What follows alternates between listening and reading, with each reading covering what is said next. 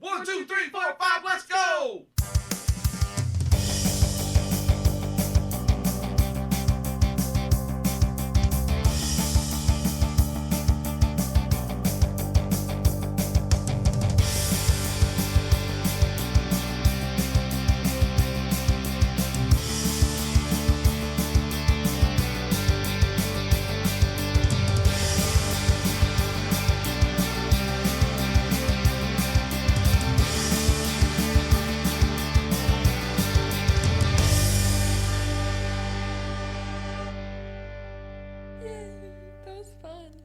Welcome to another episode of Fave from Fans, where we explore all things favorite. I'm your host, Jamie Ray, and today we have a special guest joining us to discuss our Fave 5 Dwayne "The Rock" Johnson performances. Delvin Ray is a member of the JJB community, better known as the Jesse James Beads, which is an amazing community of beaders, shop owners, and crafters on Facebook, Pinterest, Twitter. Wait, what? That's not right? Oh no. I mean, it's kind of right. I definitely beat a lot. You know what? We should keep going. Oh, okay. So you can find them on Facebook, Pinterest, Instagram, and Google. He's a husband, a podcaster with questionable choices of co-hosts over at the Longbox Crusade. He's decided to up his game and come on to Fave 5. So welcome to the show, Delvin. Thank you for having me, Jamie. Well, that's right. My middle name is Ray. I don't know if you knew that or not, but you know it now. Did. So I actually did the 23andMe, but I didn't find any relationship.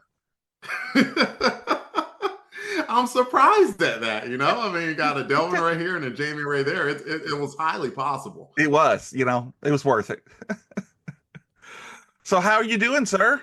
I'm fantastic. It's been a good day. I got to get a quick gym workout in before I came. So I'm amped up. I'm ready to go. Oh, awesome. I went by the gym too. And I didn't slow down. I just drove right past it. But so it's like we're twins already. I know. I'm reminded of the old Simpsons gag of like Homer Simpson's walking by a gym and he's like, "Gime? What's a gime?" and then he goes in and then he's walking out. It's like, "Oh, a gime." It keeps going. Homer's brilliant. He's just brilliant. Absolutely. Well, as I said before, we're going to talk about Dwayne "The Rock" Johnson, and it was a choice that you made from a long list of things that I had. So I'm assuming you were a big fan, and I, of course, was a big fan. So I think this is going to be a lot of fun. Yeah, Rock is a pretty simple choice, right? I mean, like any of my WWE bona fides withstanding, I mean, he's grown into a figure that, like, you know, it's a good figure of, like, you know, somebody with a little bit of gray in their beard, like, you know, because I don't have any. I don't know. No, it's neither. It's completely black beard over here. Mm-hmm. Like the camera's just dim enough that you can't see any gray. But like some guys like us, or like a young person, like teenager, if you can say The Rock, they're like, "Oh yeah, I know who The Rock is." Like that shows you his appeal. So it should be a great discussion.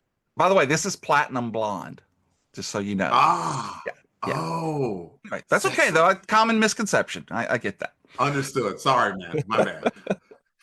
All right. Well, as we've done before, I tasked Delvin to come up with a list of 5 of his favorite performances, roles, whatever you want to call it, whether it be a movie, TV show. I don't even know. He's probably done commercials over in Japan. Who knows? And I also gave him the opportunity to come up with no more than 2 honorable mentions. You heard that, Mark? 2 honorable mentions. And I'm assuming you have some because of so many roles. Do you have some honorable mentions for us? I do. I have one. Okay. And sure enough, I was talking with a fellow wrestling fan in the gym, and the one that he mentioned, and I'm like, that's a good one, was The Rundown, which was basically The Rock's first like movie as like a movie star. I think he had made some appearances here and there, but The Rundown was kind of like his first movie. And they did like a thing in that movie where like he was in somewhere like some club or whatever, and Arnold Schwarzenegger kind of like bumps him and is like, good luck, kid, or something like that. Like in wrestling terms, that's giving someone the rub. Like Arnold Schwarzenegger gave him the rub as being like the next big action star. And I don't remember a ton about it, but I remember it was him and Sean William Scott. Yes. And so in the jungle or something. Like Stifler gave in the jungle or something like that. And Stifler, in The Rock, like had some good comedic beats. I remember that. And I remember it being an overall fun movie. So that's why I wanted to bring it up. That's a good one. You remember who the not the bad guy, I guess but he was kind of like the boss was it was Christopher Walken. I did remember. How did I remember that? And Rosario Dawson was like the hot chick. So this is an excellent chick pick because Rosario Dawson is the hot chick. She still is. Like back then and now. She's beautiful, beautiful woman. No, but yeah, I have that one of all things. I have that one on an HD DVD. I was one of those people who made the red choice when it came out, whether the red or blue pill, and you know what? I still stand by it. It's a higher quality, and you get a little bit more. But I was able to buy movies for like $2 and $3 a piece when the market crashed on those. So whatever. Gotta love it. Heck yeah. And I mean, keep in mind, like that physical media, it's never going to completely go away. You keep yourself a DVD player, keep it in good shape, and you keep your DVDs around. Like, I mean, that's better than having it, especially if it's a movie you love, as opposed to it being on like streaming. And then they're like, oh, we're taking the movie away, and you can never see it again. Amen. Happens all the time. That's why I have Blu-ray, DVD, VHS, Laserdisc, CED, Betamax. I mean, I have them all, man. I have them all, and just they'll never take my media unless they pry it from my cold dead hands, or they want to pay me for it. Either one. Amen, Jamie. Yeah. Well, all right. Well, so you just have the one. That's it. What about you, Jamie? Well, do you have any honorable mentions? I have not just one, but two, and one might actually say three. But my first honorable mention is the legendary adventurer, explorer, archaeologist, and game avatar, Dr. Smolder Bravestone from Jumanji and Jumanji: The Next Level. Dr. Bravestone is a force to be reckoned with, known for his fearless nature and his incredible skills. Originally thought to be the only character in the game without a weakness, in the 2019 sequel, it was revealed that his weakness was generosity. Though he must be cautious of attracting attacks from the crime boss Switchblade, who does hold a grudge against him flirting with his wife. Despite his seemingly invincible nature, Dr. Bravestone is not immune to conventional gaming hazards and can still be defeated. So I really enjoyed that movie. It's a lot of fun. He doesn't really play a person. He plays a game avatar, and the character gets switched up with his players. I believe first he's playing for the grandfather, and then later on the younger kid gets him. And it's a fun movie. He gets to do a lot of it. Of course, he's got his twin in the movie, Kevin Hart, who I really think it's time to reboot the Twins movie and have the two of them in it. I think that would be fantastic. I think that's a logical fit. It really is. Like, I mean, I'm not a huge fan of retconning necessarily. Or that's not a retcon. I don't know whatever the term of modernizing an older movie. Because it's like, oh, guys, there's more material, make more original stories, but that's a good fit. Yeah, I think it would be. Yeah, you could always do a sequel, where later on they find that there's another set, and and you could have them both star in it. Arnold and Danny DeVito show back up. Yeah, that would be fantastic. My second honorable mention though is Hobbs, specifically in Fast and the Furious Presents Hobbs and Shaw from 2019. Since the epic showdown between the formidable agent of the U.S. Diplomatic Security Service, Luke Hobbs, and his rebellious Deckard Shaw in 2015's Furious 7, these two have engaged in a fierce battle of wits and strength. However, their rivalry takes a back seat when I love this, the cyber genetically enhanced anarchist Brixton Lore, played by Idris Elba, threatens community with a deadly bio-threat. And even the brilliant MI6 agent, the Crown's Vanessa Kirby, who happens to be Shaw's sister, falls victim to Brixton's power. Now these sworn enemies must join forces to defeat a foe even more dangerous than themselves. This was a fun movie. I mean, talk about pop some popcorn, dim the lights, you know, it doesn't make sense, but it doesn't have to because it's first of all, it's Idris Elba. I mean, come on, man, that dude can do anything. And then you've got these two guys, which are just they're so well paired together because Jason Statham has always been a big guy for me. I love the way that he fights, and just The Rock is just amazing. He's just this mountain of man who moves around. And in this movie, we also get to see him with his family, and they get to do those cool battle yells like they do in, yeah. So it's called a haka.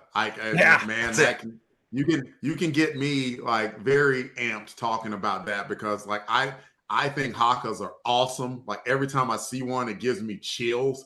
And one of my like not so secret wishes is I wish that I befriended any one of the islanders who have that as a part of their culture and became integrated enough that they taught me that. I would be so honored. Yes. It would because when you see them do that, you can just feel the power in it. It is chills. It really is.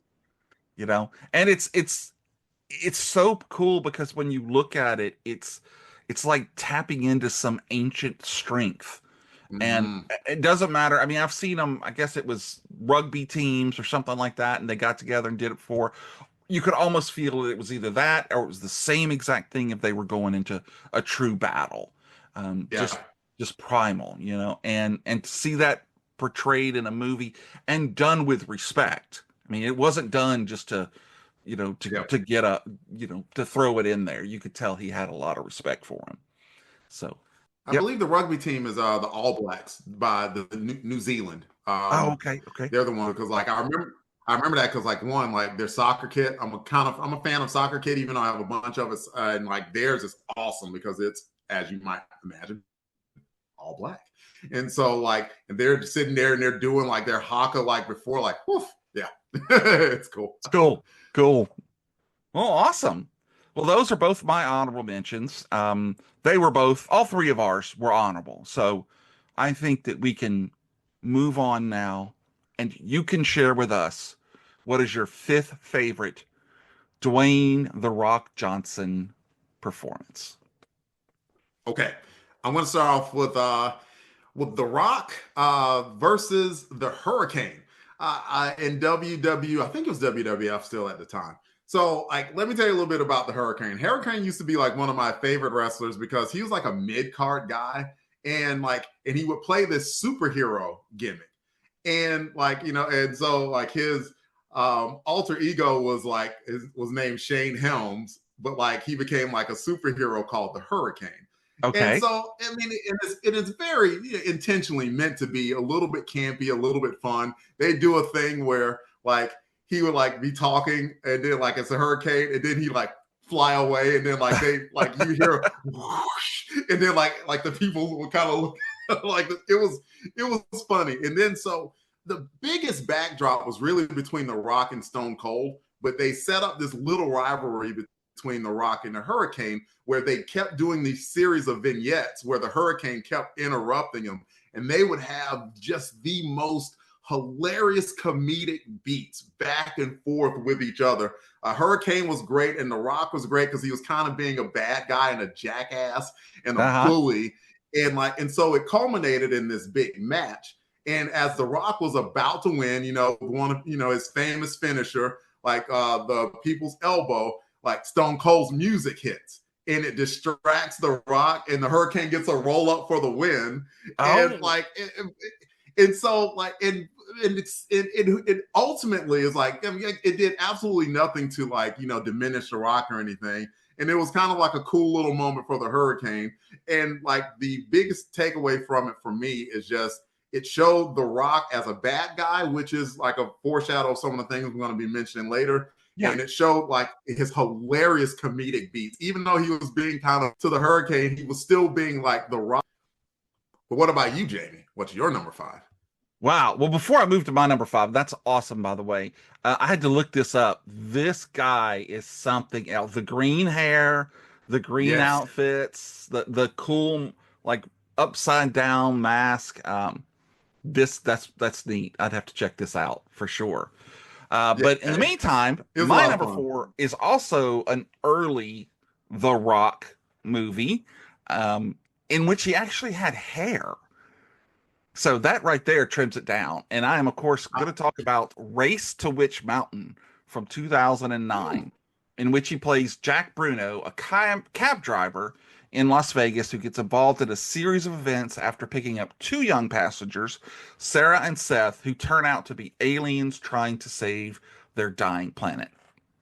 They are pursued by a dangerous creature called the Siphon, and with the help of Dr. Alex Friedman, played by the lovely Carla Gugino, that they're able to help the kids. They manage to escape, and in the end, the kids are able to go back, get their ship, and fly off, leaving a device that, in case the couple ever have to call them, they could come back. So if you were a kid of the 70s like me, the Witch Mountains were everything. They used to show Okay. these uh, at school. They would actually roll out TVs and we'd have VCRs and we could watch that movie. And that was always one of my favorites. The first one was really, really good. The second one, not as much, but it friggin' had Christopher Lee in it. So, I mean, Okay. it was so, so cool. So to see them come back and pay homage to those movies, actually even bringing the original 2 child actors in for cameos in the same scene together. I just really have a soft spot. Is this a great movie?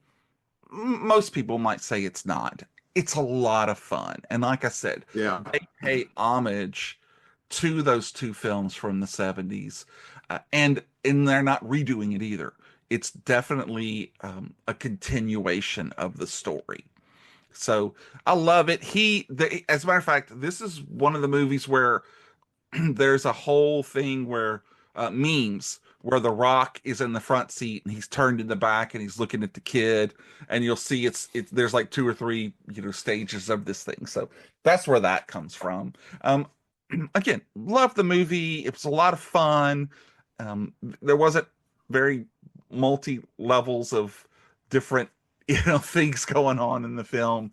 It's just a lot of fun, and Yep. it holds a special place in my heart.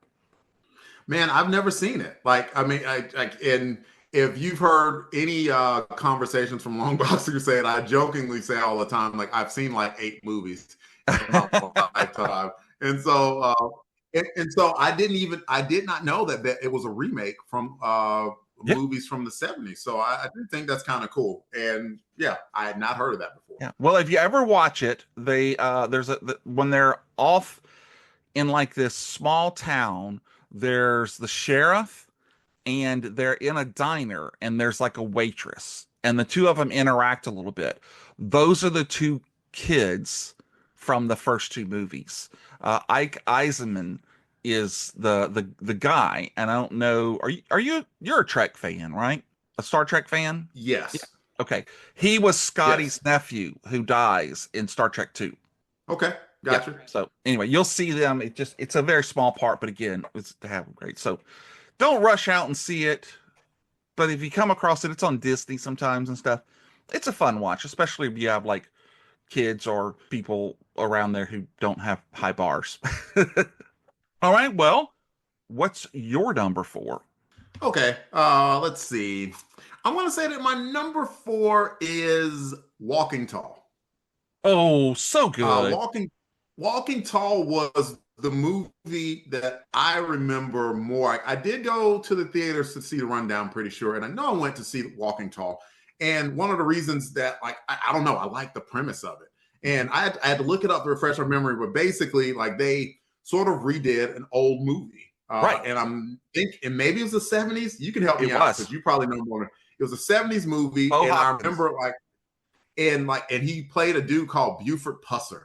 Mm-hmm. And he came back to basically clean up the town that he was from. Right. So they rejiggered a few things, and basically Rock was this special forces dude, who came back to his town, found that his town was being run by this corrupt dude, and so he went and fixed it. So there's kind of a little bit of a precursor of like some of like the things that have happened with The Rock in his career. And that is like the story kind of changed a little bit because in the original Walking Tall, Buford Pusser died.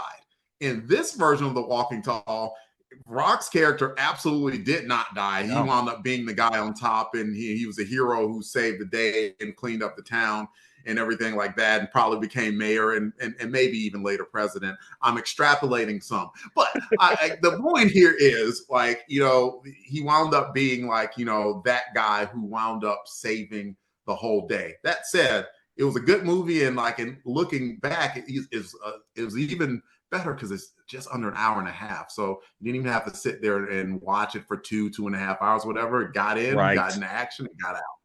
Yeah. Yeah. He beats the crap out of some people with that stick. Man, like, I mean, that doesn't, like, it wouldn't sound fun be fun getting beat up by like a big, massive, muscular dude like that anyway. And then he has a stick. I know, right? Something else. Wow. No, that's a great pick. Jamie. I really enjoyed that film.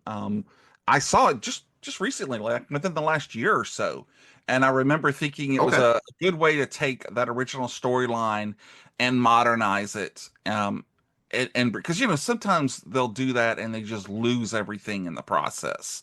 But I feel that this one was a good reinterpretation of that story.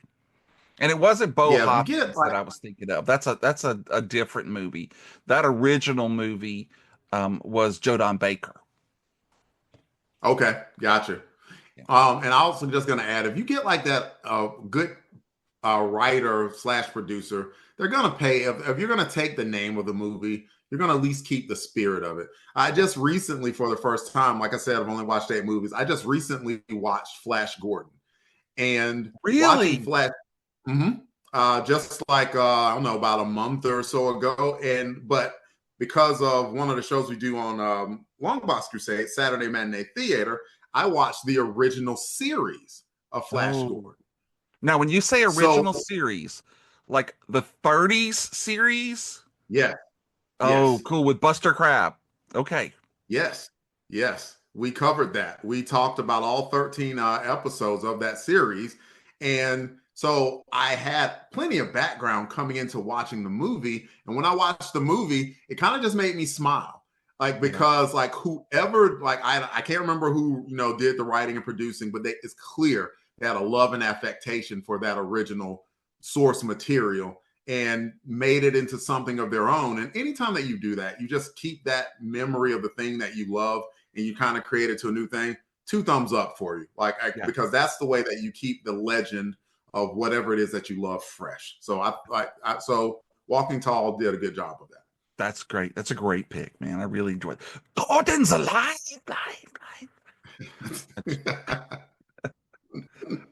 Well, all right. Well, let me see if I can defend that one with my number 4. It's a much more recent movie from 2022. It's Black Adam. It starts in 2600 BC and goes all the way up to present time. This is the movie that, as far as I'm concerned, The Rock was born to play. As a matter of fact, he was destined to play it. I found this out in my doing my research. He was originally going to do the movie in the early 2000s, and along the way, something happened and they ended up dropping the film and he didn't play. And then he really fought to have this movie and this role for him.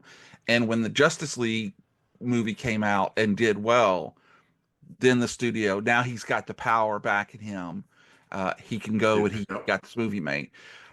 It's a shame the way that the DC extended universe handled all the movies, because James Gunn and all of those, they're all out and the new group of people are in, and so they're recasting everybody. I would love it if they would keep him as Black Adam, because he's got such a rich history and story behind him, and he just embodies that character.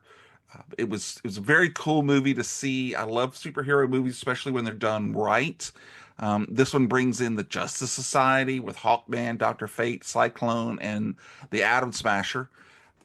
And at the very end, you get that surprise with Superman showing up. So just really, really loved it. And gosh, man, I've seen it a couple of times. I own it. I don't own a lot of the DC movies, but I own that one, and I just wish we could go back and get some more of him in these new films. Man, like, without going too long into a rant about it, I'll make it very short. Okay. I wish desperately that DC pulled their partnership with Warner Brothers and just came up with a DC Studios. Yeah. Like, if anything they need to replicate from what Marvel did, they need to do that. Because, like, by the time that I said I was going to be short, I lied. By the time that by the time Warner Brothers came out with Batman versus Superman, like, you could almost tell they were just sneering at the audience. Like, we gave you Batman, we gave you Superman. Aren't they pretty? Pay us money. It's like, dang, man. Yes, I did want to see Batman and Superman, and yes, Wonder Woman's beautiful. But why are you angry at us? We're giving you money. We're giving you money. Like, and you could just tell all they cared about was just putting the characters out there, as opposed to really fleshing out a story. And it didn't have to be Marvel where, everything is connected. No, you don't have to do that. But they do have to be in the same universe. Right. Okay. Right? Exactly. Sorry. All right. That's a good enough place. So what that feeds into, like, Black Adam, because, like, so what I heard is that once upon a time, The Rock wanted to be Superman himself. I've heard that too. And they were like, no, we don't want you to be Superman. And so he's like, well, I'll do Black Adam, and I will make Black Adam my Superman. Right. And again, rumor, hearsay, clearly, Delvin Williams is no insider. This is the stuff that I mean, you have seen 8 movies. That's true. I have seen 8 movies. But I think he wanted to set it up so Black Adam basically beat Superman. Yeah. Like, in like a sequel is what he kind of wanted. And it's like, is that best for the the DC universe? Yeah. But is it best for The Rock? Sure. Yes. Very much so. Yeah. So I totally get why James Gunn did what he did. I'll say that. Like, he just said, clean slate. Clean slate, exactly. And so I am very interested and excited to see where James Gunn goes with this universe, because, like, the man does know how to universe build. He does. So I'm looking forward to what he's doing. You seem hesitant. No, well, it's just, okay, call me what you will. The fact that we got two Shazam movies, and we got a Black Adam movie, and the Shazam family, it was building this whole thing where, because Black Adam can beat Superman because he's magical. Could be. Yep. And that is one Correct. of Superman's very few vulnerabilities is the magic. So it's Yep. not only possible, it's happened in the comics before. So I could see a Correct. movie where Black Adams beats Superman early on in the film, and then the Marvel family comes and basically they all team up together and are able to come back and win the day. And the day ends up with him being, turned back into his 4,000-year-old self and put back into Yeah. states. And I could have seen that. That's what I was hoping to see. And now we'll never know. The only thing, and I think it was a good call, but the only thing they didn't get right in my mind was the ears, because that was the weird thing about Black Adam. He always had kind of had like the Vulcan ears. 20 years, right? Yeah. But I Yep. was okay, when I said, because especially that costume. I mean, Rock don't do CGI. I mean, that's Rock, Yeah. But no, I'm with you. I'm like, there's no use crying over spilt milk. It's gone. It's done. Let's see what they do next. I don't know. Like, don't be that harsh on yourself. I mean, we're comic book fans. We're absolutely allowed to cry over spilled milk. That's at least 47% of our fandom, Jamie. This is true. All right. Well, now let us go and find out what your number 3, your third favorite Rock movie is. Not Rock movie. We're going back to That's WWE. And yeah, I was gonna say, like, because like my last 3 are, as a hint, they're all gonna be wrestling related. And like my number 3 is going to be The Rock's current character in the WWE, the final boss. Man, I could take you on a journey with this one, but I'll be succinct. I just said I won't say I'll be short. I'll be succinct. Okay. The Rock, like there's an entity, and I'm not going to remember who it is. They bought WWE from Vince McMahon a couple of years back. Okay. And said, Vince, yeah, you can go, because like Vince McMahon started having all sorts of scandals about all sorts of stuff. And like, they're like, nope, we got it from you. Goodbye. I did not know that. One of the people, oh yeah. Vince has done some stuff. And so one of the people who's like has a big managing share in this new company that owns WWE, Dwayne Johnson. Oh. And so like that can play pretty good if you say were once a wrestler and want to, I don't know, write yourself into storylines in wrestling. And such a case happened where a couple of WrestleManias ago, there was a big matchup between like the big babyface guy, Cody Rhodes, and the biggest heel at the time, Roman Reigns, who was in the Hobbs and Shaw movie. He was one of the people doing the haka. He was in that movie. Oh, cool. And so like that match happened. Roman Reigns beat Cody Rhodes, and like the whole next year was the build-up where Cody was going to finish his story and beat Roman, and it was looking like it was set up to beat Roman Reigns. Well, enter, like the CEO level, The Rock, and The Rock basically wrote himself into the story where Cody Rhodes was going to take a step aside, and The Rock was going to come in and face Cody Rhodes at the WrestleMania that just occurred this year, in 2024. And the fans basically were not having it. Like they did not like that idea. And so like in that magical wrestling world where reality meets wrestling story, like they shifted it. So basically The Rock sort of came out on Roman Reigns' side and became like the ultimate bad guy that hated Cody Rhodes. And so he started calling himself the final boss. And it's been a very interesting storyline so far, because like I give The Rock, Dwayne Johnson, a ton of credit for his ability to pivot, because he wanted to be kind of portrayed as like the ultimate hero that got to beat and take down Roman Reigns. But like the fans absolutely did not want that storyline as presented, because we had all of that build up leading up to Cody Rhodes versus Roman Reigns 2.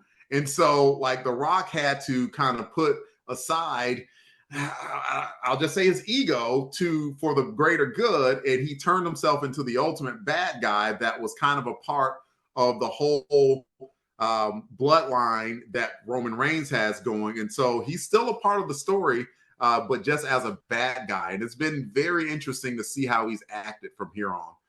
And he's still very much a part of the story. It's been very intriguing.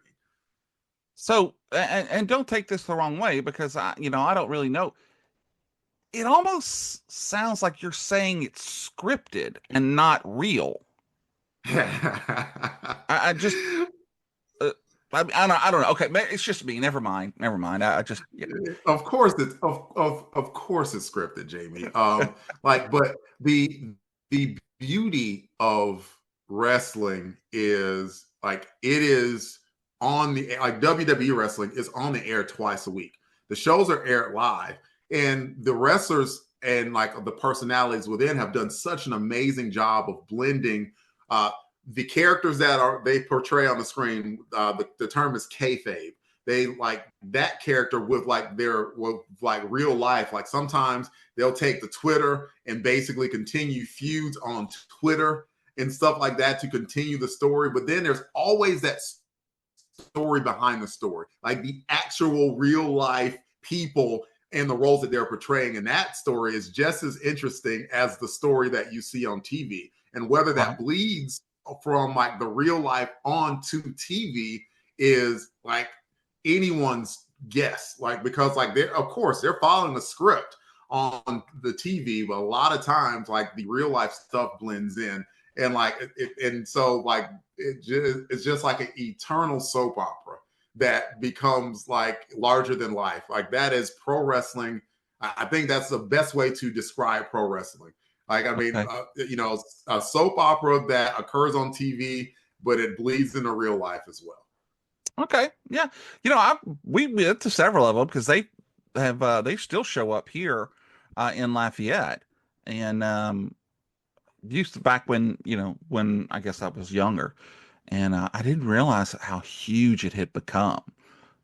But it's crazy, Jamie, it is global. Like, I know, right?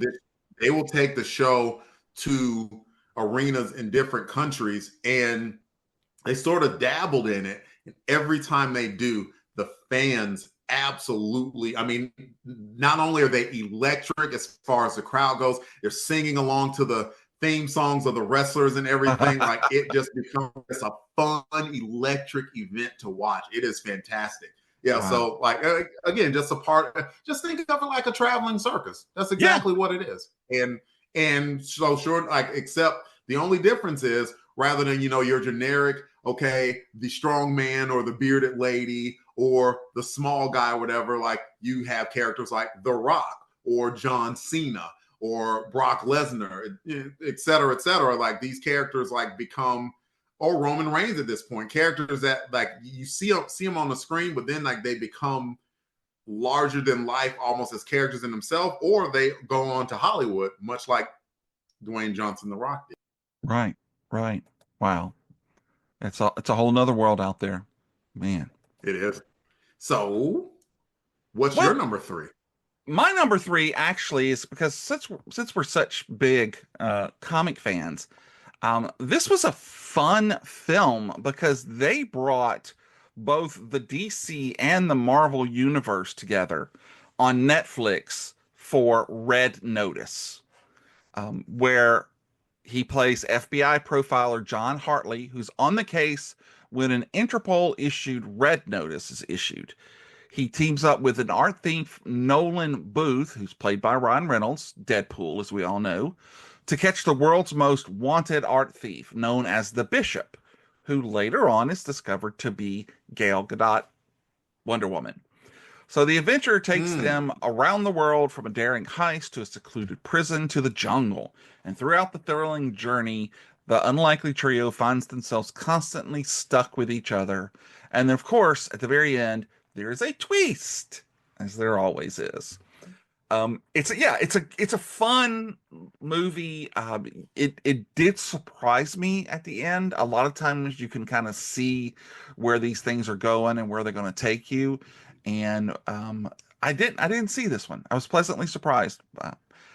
It doesn't have a ton of people that you may know, but those three are throughout the movie the entire time. And while digging through and doing my research, I found out that at one point where The Rock goes to this masquerade party, he ends up handing the security guard his invitation, which has a QR code on it. And I just found out that if you pause the scene and you scan the code, it takes you online to a video with a bunch of the bloopers from the movie. Just kind of cool, Oh, that's fun. Yeah, fun fact. Yeah. I enjoyed the way, and I don't want to give anything away if you've never seen. I don't know if this is one of the 8 movies that you've ever seen, but it is on Netflix, and I have not seen it. Yeah, I would definitely say check it out. Yeah, for sure. And like when you mentioned, well, the fact that you mentioned Netflix, you're like, there might not be a lot of people that you've heard of. It's like, well, yeah, I can see why. They spent the money on Ryan Reynolds and Gal Gadot and The Rock. So they had to get actor B, somebody that was probably like the third person that was cast off of season 28 of Survivor.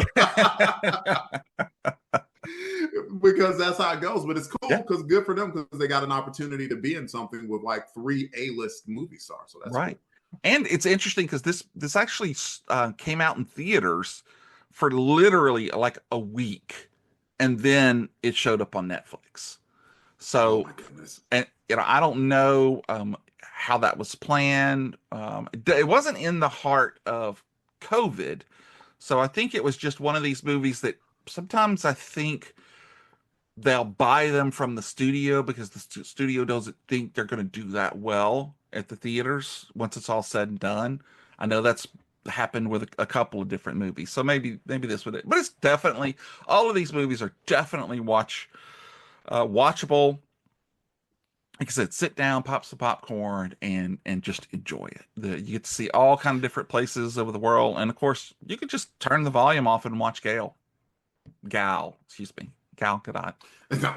Yeah, that's a very easy thing to do. Lovely woman, and I'll tell you what, as far as casting goes, like when it came to Wonder Woman, they did an excellent job. Yes, her. She absolutely she did a wonderful job. Yeah. Dang it. Cannot disagree. But I was just the original is always going to be the one in my heart. I grew up in the 70s, just idolizing that woman. And even to today, you look at it, she looks amazing. No surgeries, no implants, no nothing. That's just some perfect Amazonian DNA.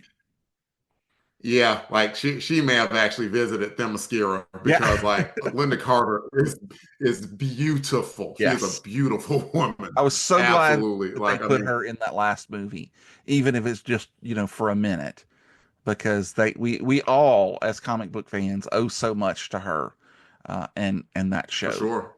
Mm-hmm. Well, look, this is kind of a good place to stop. And talk about. Yeah, just say she aged like a vintage wine. That's all. Yes. Go ahead. I would drink her up. Drink her milkshake. So, I don't know how that goes. I've seen the movie. So, why don't you tell us what is going on with you, with the Longbox Crusade and your bead collections? My what collections? Your JJB collection. I think you have that mixed up. It's BJJ, Brazilian Jiu-Jitsu. It's not Jesse James beads?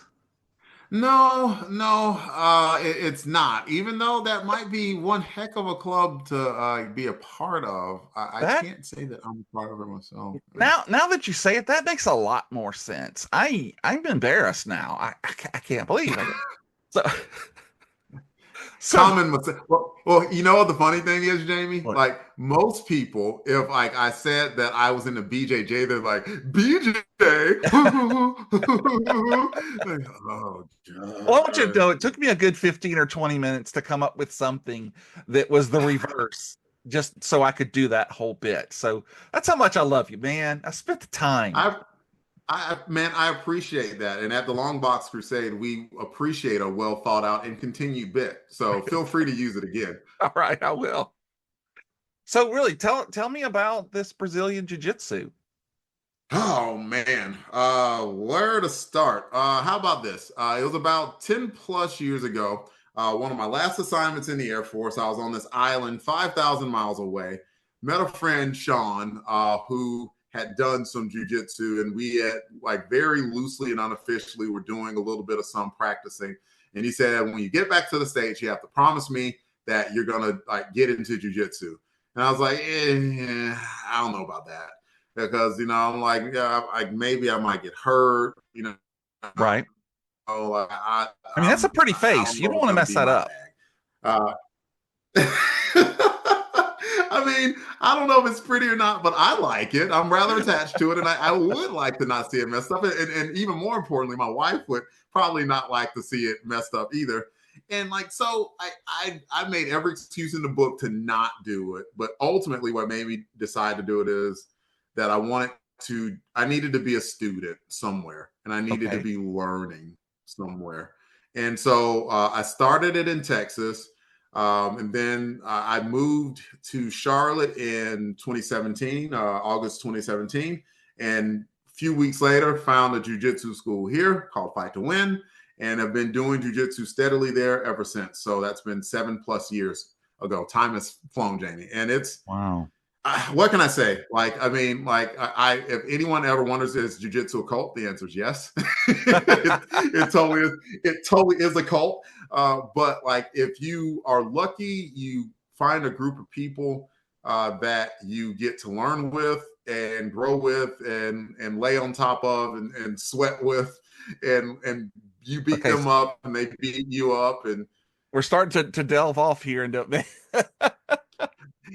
no, it's all a part of the cult, and like, and I absolutely will mention it because I mean, if you go out and just Google jujitsu memes or yeah. jujitsu gifs, you're not going to go very far without somebody saying something gay something. Oh, It's and that is no disparagement whatsoever to anyone in the LGBTQ community. All respect, but everyone always jokes that jujitsu is gay, and it's like, I can see it. Let's just put it that way. I okay. can understand why people would say that, but what I would say in all seriousness is that it's absolutely intimate because it has to be. It's grappling. Yeah. You can't Right. grapple someone without being close to them. It's literally impossible. But like, there is never any time that I've had any sexual anything in it because that'd be weird.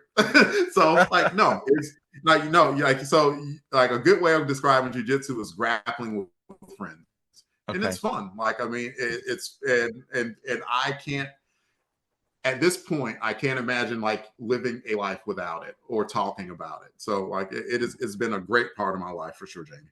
I did notice when I was looking up things to talk about that that it was a very huge distinction to say that this is not a martial arts, this is not karate, that this is grappling and throwing. Yep. I think yes, that is a very fair thing to say.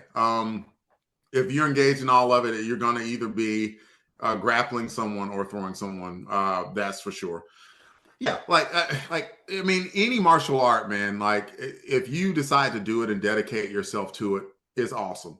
Like, sometimes you'll get, especially like, trust me, jujitsu guys are to martial arts as metal guys are to music.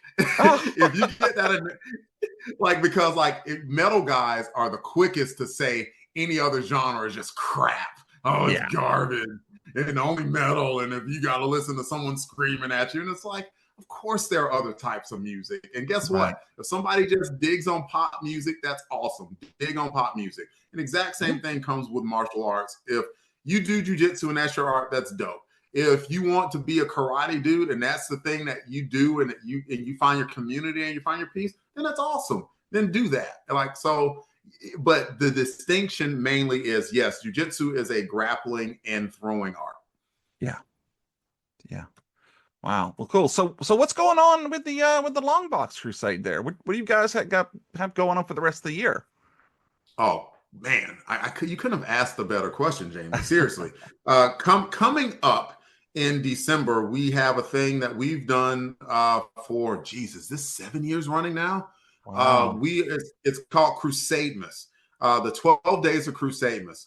So starting on the 14th, going all the way until Christmas Day, we're going to be releasing a new episode of the 12 Days of Crusademas. And the whole idea of the 12 Days of Crusademas is that we bring some comic series that you may have missed in the past. And we'll bring on like a podcast celebrity host, and they'll come on and they'll bring their comic book. And then we talk about the comic book. And they're usually bite-sized enough, like about 30 minutes or so, where we talk about it. And it winds up just being a great time. And it's kind of the Longbox Crusade's big gift to the podcast community and a thank you for listening to us. And so, runs from the 14th through the 25th. And we'll have celebrity guests for the first 8 days. In the last 4 days, somebody from the main core four of the Longbox Crusade, either me, Jared Albrecht, the art tale artist, Jason Albrecht, Weasel Skull, or Pat Sampson, who founded the Longbox Crusade, DJ Cristados. We're going to each bring a book and talk about it. So that's what we're going to be doing. The main thing that we're going to be doing for the month of December. And it's a big undertaking, but we love doing it because like it really is fun, like for us to like listen to one of our shows every day and get it out to people. And I'm hoping that people would dig it and enjoy it as much as we do.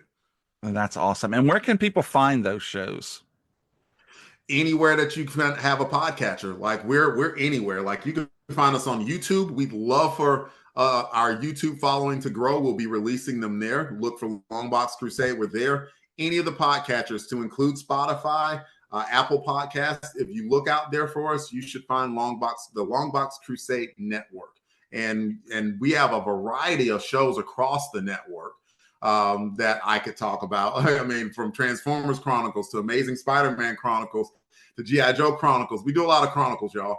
Saturday Matinee Theater, we talk about vintage movies and TV serials as well. So like we are all over the place.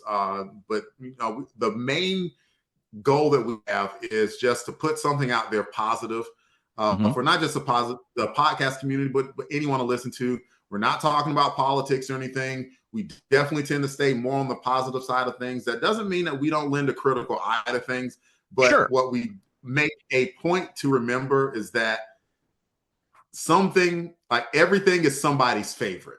Yeah. And so we're not just going to bring up something and be like, oh, this sucks. Ha ha ha. We're going to talk about how much this sucks today. No, we might have a critique about it, but then we're always going to turn around and try and put a positive spin on it too, because we want anyone to listen to the show to feel included and want to come along for the ride with us. Because, when it comes down to it, somebody put the effort into that and to do it. And it was something that they loved. They didn't just get paid. They wanted to do this. And so, just to crap on somebody like that, just nah, you don't need that. Yeah. No, I'm with you. Yeah, cool. It's amazing how much content that's out there sometimes where people do that. And it's like, okay, but just like you said, like somebody did take time and energy to create that. And so, have a care about that. And that's definitely what we try to do at Longbox Crusade. Yeah. Well, that's awesome. Good for you. Good on you, brother. Good on you. Thanks, man. All right.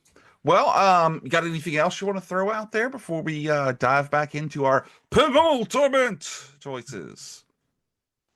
I think we're good. We talk jujitsu, we talk podcasting. That's about like 85% of my life right there. It's not a bad life, Jamie. Not a It's bad not, life. because doing that led me to talking to you. So I mean, how bad could it have been? Oh, you're on the Christmas list now.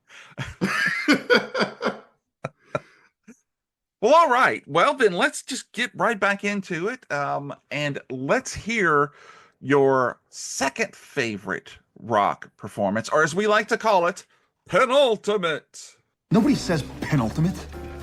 All right, man. My number two, again, like they're like my number one and two are going to be wrestling, and I'm going to take The Rock versus John Cena, 1 and 2, as my number two, because that's right. You cannot see him at all. See me. And the reason why I'm going to pick that is like it was mainly John Cena's story, and that John Cena at the time was like the biggest superstar in the WWE, and The Rock was coming back as the part-time, the guy who went to Hollywood and became a big star, and he's sort of doing his part-time gig in the WWE. And so the big conflict between the two was that John Cena's like, what are you doing here? You're a part-timer. And The Rock's whole thing was everything that you do is corny. Like your whole you can't see me bit, your whole fake rapper bit, like everything that you do was just corny and stupid. And so it wound up just like I was telling you about how sometimes some of the things that are personal in real life start bleeding into the things on the camera.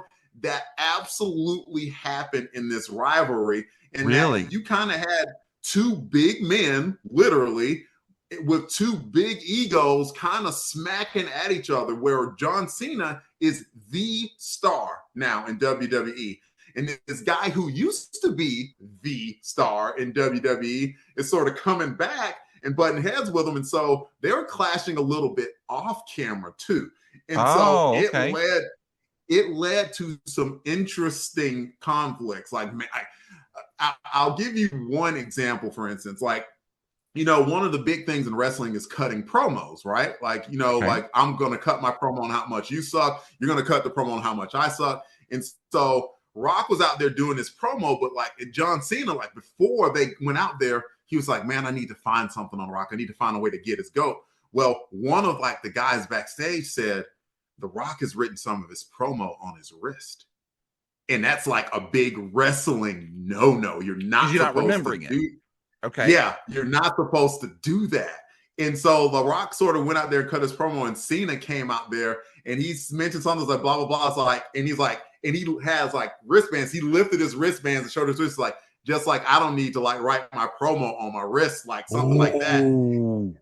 And like The Rock on camera kind of did one of these like what did you say?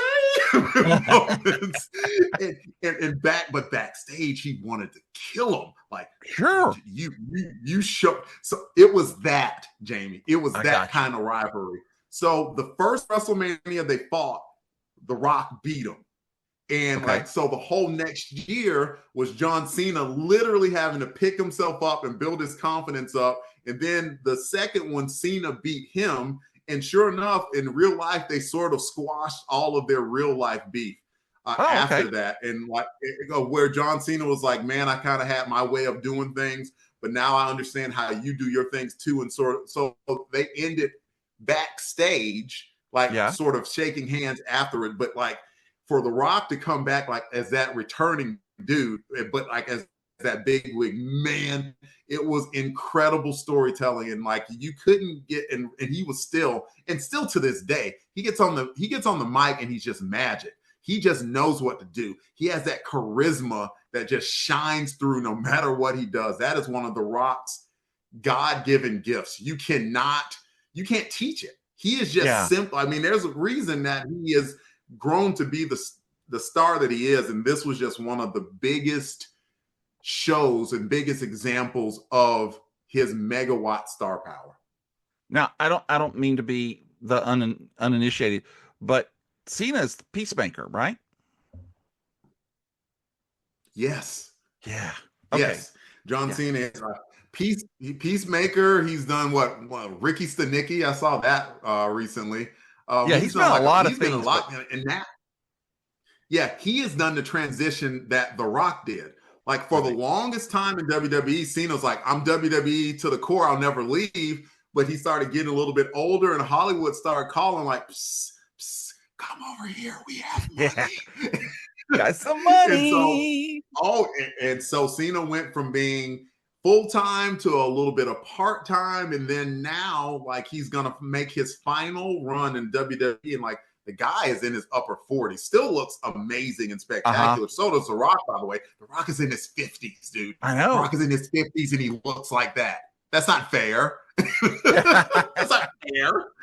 Like Cena did the exact career beats that The Rock did. And what Mhm. again, that real life playing into the wrestling thing back then in like about I think mid 2000s is when they had this feud. Like John Cena was a young enough man that he couldn't understand why anyone would ever possibly leave the WWE to be a Right. Hollywood actor. That was just seen as crazy. Like, that's crazy talk. Why would anyone ever do that? And sure enough, he got to a point in his career, and he's even said, he's like, I went and found Dwayne. I told him, I was like, no, dude, you're right. I get it. You were totally right. I didn't understand at the time. I was wrong. So Right. just a little bit of that real life, playing into the big screen too. Wow.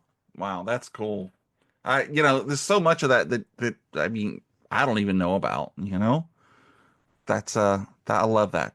Very cool. Man, I can tell you, Jamie, uh, like if anyone is one is like, man, this guy knows like a lot about wrestling. Well, I know, like, trust me, I'm not as ate up as a lot of people are, but like I watched wrestling as a kid, went away from it, watched it in college, went away from it, started watching it again as a second lieutenant when I was in the Air Force because all my friends did, and then stayed with it for a while, went away from it, and then like I have really been back on it full time ever since about 2020 on. Oh, And okay. like it just continues to just be fun entertainment. And it's even funner on the other side of it, knowing like, yep, it's a soap opera, but to see those people and to get out there on that stage in front of tens of thousands of people and basically do an improvised dance, Yeah. either on the microphone or out, like doing these crazy, insanely athletic moves in or out of the ring. It's incredible to me. It will continue to be fascinating to me, like when I'm an old man, like laying in a bed somewhere. Wow.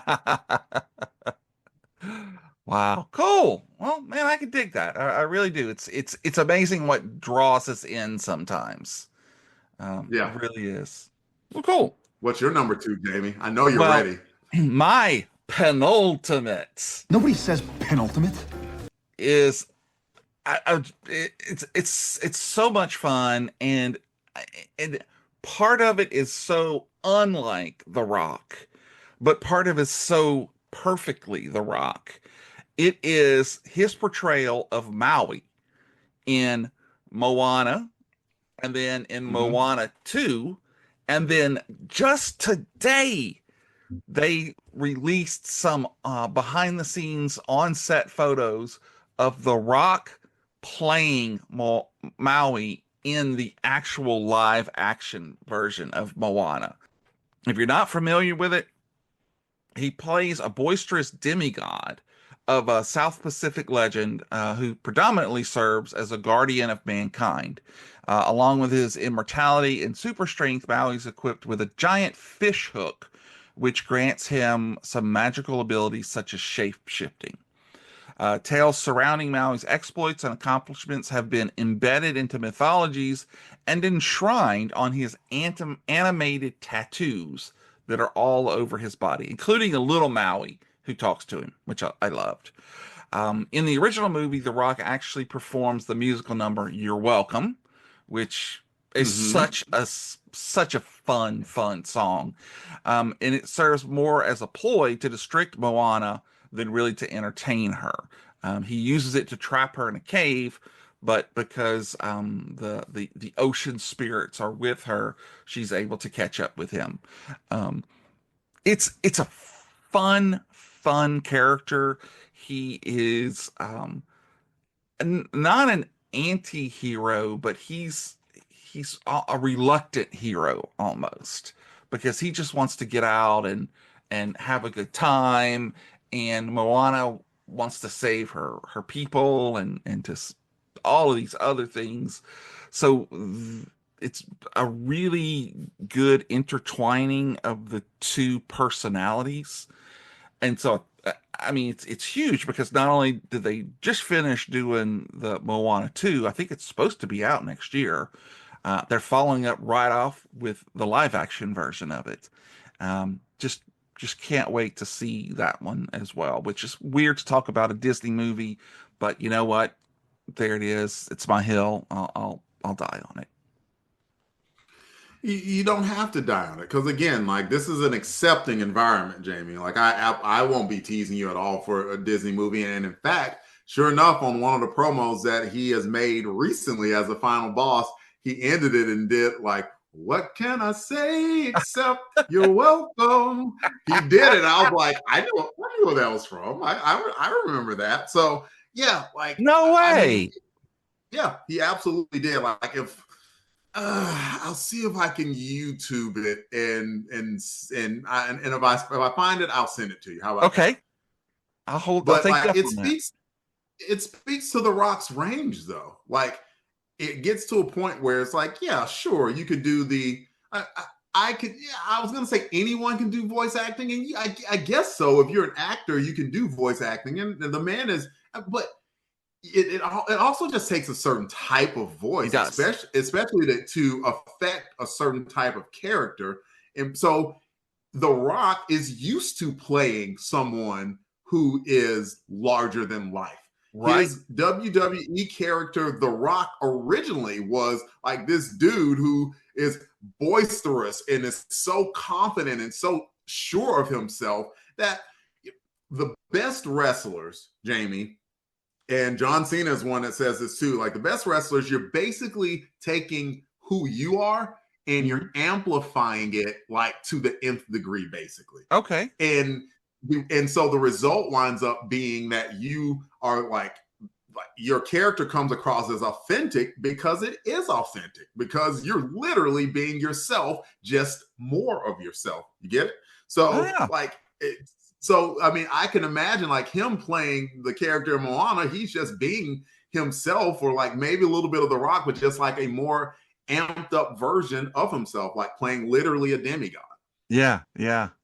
Wow. Yeah. I love it. And it's anytime it's on, I'll literally sit and wait for that scene to come on, and then I can go on, on my way. But when that little song, it's so much fun, But all right. Well, I think we are now down to our absolute favorite performances by The Rock.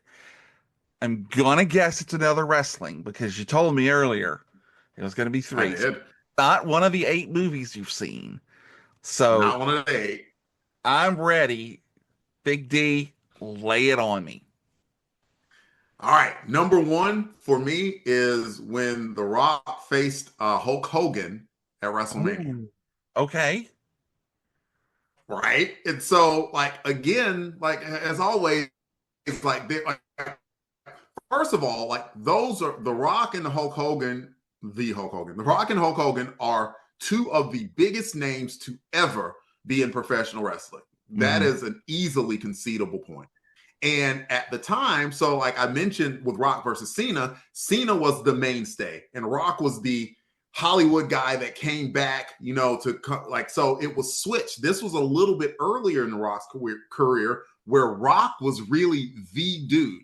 And so Hulk Hogan came back to WWE, and he was this character called Hollywood Hogan, like he wear this black bandana or whatever, and he was supposed to be the bad guy, basically, with his feather boa. And yeah, like, and leading up to it, like, and he's the bad guy. But like the match happened, And this happens sometimes, Jamie. In the middle of the match, like the match started where Rock is supposed to be the good guy and Hogan is supposed to be the bad guy. The term is that the good guy is a face and the bad guy is a heel. And so, but during the match, like they both, and Rock especially, like being the star, the biggest attraction in the WWE, he realized that the crowd really wanted to cheer for Hulk Hogan. Right. And so he shifted his wrestling tactics and he became more of the heel. He started doing more of the bad guy things so that the crowd would boo him. And the crowd started getting behind and cheering Hulk Hogan like they wanted to.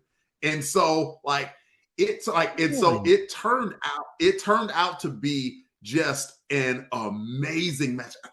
Geez, I think Hogan won that match. I actually can't remember who won it. Like you could probably find it on YouTube, but like I'm telling you, the crowd was so into it. The enormity of this match, it cannot be understated how big both of these stars were, because Hulk Hogan was and probably to most extent now is like a beloved WWE superstar, and especially at that time though.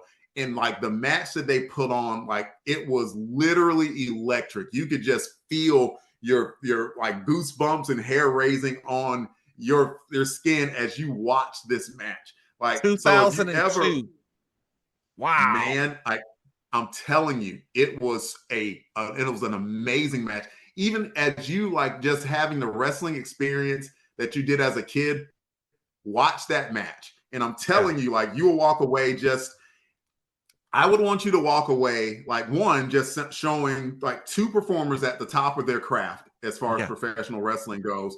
But like just notice the moment, like, you know, that The Rock finally just, you know, like, because like, again, this is like a choreographed dance. They're talking to each other in the middle of it. And so Rock at some point literally just tells Hogan, okay, I'm going to start doing bad guy-ish. And so Hogan played along with it. And so Rock became the bad guy and Hogan became the good guy. Man, just fantastic. Just pro wrestling at its absolute finest. So I'm on Wikipedia, and it does say that The Rock defeated Hulk Hogan. It was 16 minutes and 24 seconds for the singles match. But then they came back and met again, and Hulk Hogan won. Okay. So yeah. Wow. Okay. Yeah, you're right. It's all over. Like you could see the full match on YouTube. Wow, this is really cool. Yeah, it might be worth your time. It might be worth your time to watch it if you're just sitting there bored in the man cave and it's like, you know what? I'm just gonna click play on this just for the heck of it. Might be worth your time. That's awesome, man. And that's a great pick too. Because the fact that the little things that you're telling me from behind the scenes where it was going to go one way, their characters, and then he changes it midstream. That's top level stuff. Absolutely. And it just goes to show, like, a lot of people, because some people will forever be stuck on wrestling is fake. And it's like, oh my goodness, what on TV now isn't fake, to include the news. So understand what it is to have that level of improvisation. That that is elite. That is elite acting to be able to do that. And and to be able to convince a crowd to do what you want them to do, like very few people on the planet can do that. And only like the top actors, and then as far as the wrestling realm, top professional wrestlers can do that in a snap. And it just goes to show you what an art form that it truly is. Wow. Yeah. And true athleticism too, because it takes such skill to not get hurt. And we know so many of them do get hurt. Yeah. And cardio. That's what you do at the Gayum, right? When the Guillaume? Yes. Yeah, yeah. Yes. You're very close. We can work on it later. But Oh, I don't what get I too do want close to to know it. Trust me. it's like a Dracula. The power of Christ compels thee. The power of Whopper compels me. Jamie. Wow. What's your number one, dude? Like, You I mean, ready? like you've My been absolute keeping me in favorite. suspense all this time. Yes. Okay. It's going to blow you away because it's also a wrestling appearance. What? Can you? But instead of Dwayne Johnson playing The Rock, it's The Rock playing the Pendari champion in the Star Trek Voyager episode Sunkatsi, where when WWF, okay, was on the Paramount network, the UPN network, I'm sorry, and Voyager was on it when it was just called SmackDown before it became changed to WWE SmackDown Live. There's an episode where Seven of Nine, played by the incredibly lovely Jerry Ryan, in externally and internally, I've met her twice. She gives incredible hugs. She's just such a sweet person. So she ends up being taken into like an American Gladiators situation where they have to fight to get medical treatment or food or whatnot. And they end up putting Seven of Nine against The Rock, who is called the Pendari champion. And they fight. And it only takes place about halfway through the episode. He ends up beating her. He's got this amazing gold outfit on, and he's got these like Klingon bumps on his head, but he's still able to give people's eyebrow, and he uses bottom on Seven to defeat her.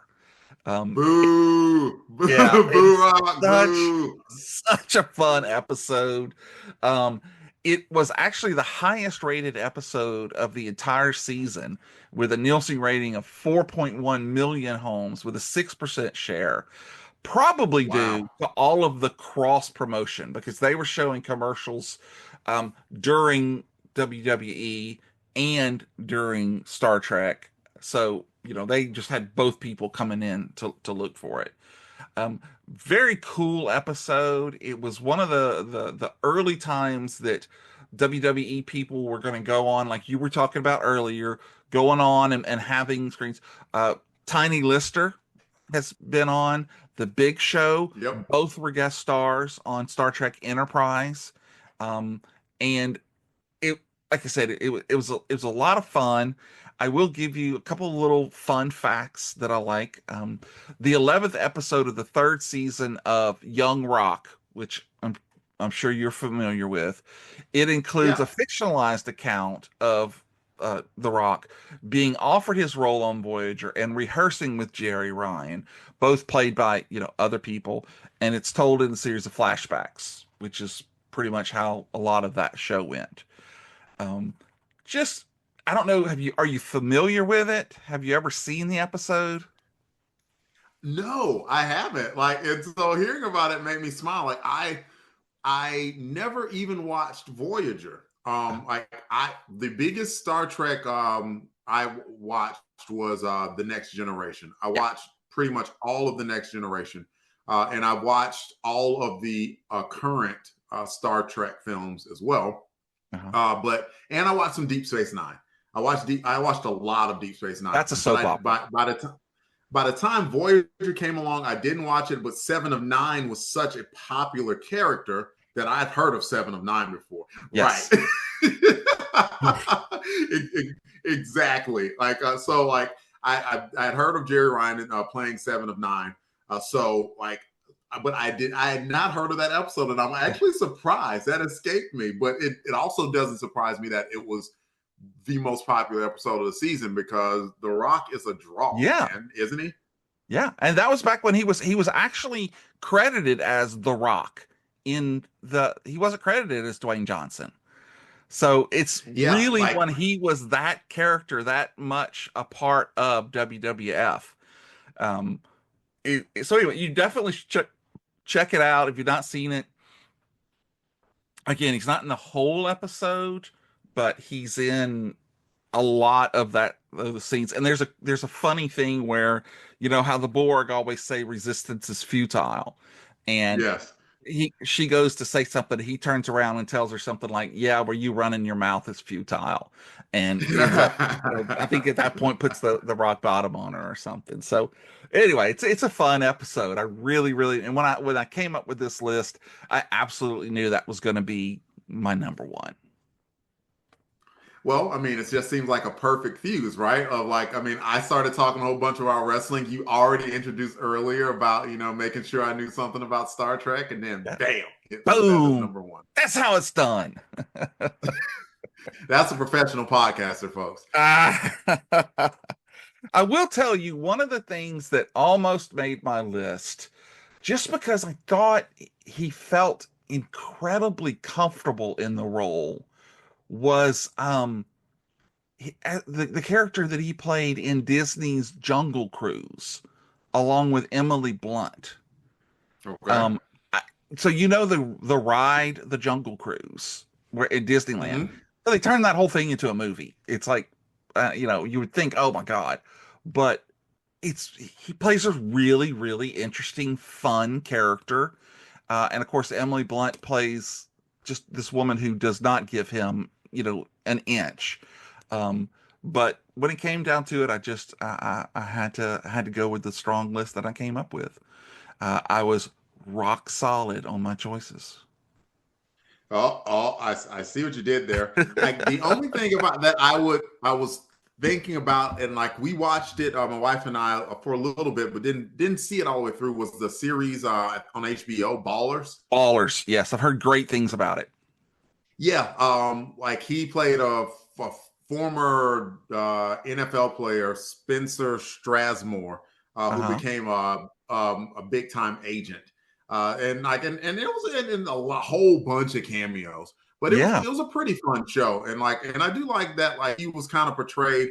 I mean, it's The Rock, right? I mean, it's hard to be on the screen of Rock and it's like, oh, I'm this ugly misanthropic Yeah. character. It's like, dude, no one's buying that. I'm But he such a did nerd. play. Right. I'm a nerd. No one understands me. I'm like, dude, everyone understands those Yeah. biceps. Calm Everyone down, wants to bro. be you. But he did play a flawed character. And I appreciate that. Like, Okay. he had some insecurities about his pro career and like sometimes like some of the younger people that he managed and everything. So I liked it. I'm like, it was just one of those like me and the wife watched it for a little bit and we fell off on it, but it was a good show. So that's a second honorable mention There you at the go. end of the show. I've always Yeah. heard that it was good, so I'll have to check it out one day for sure.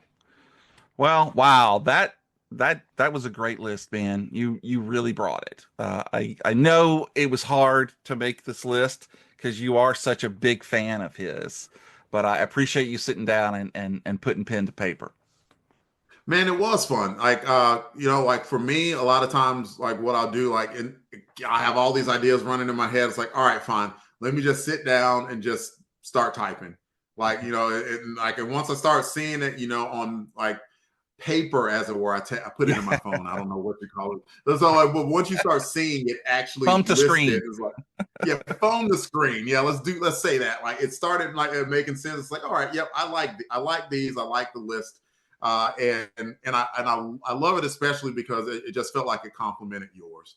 Okay. In that like you were able to like come up with some cool movie roles, and then I came up with some wrestling roles, and it definitely got to encompass a whole lot of what has turned out to be just a spectacular movie and overall on-screen career for The Rock. Yeah. Awesome.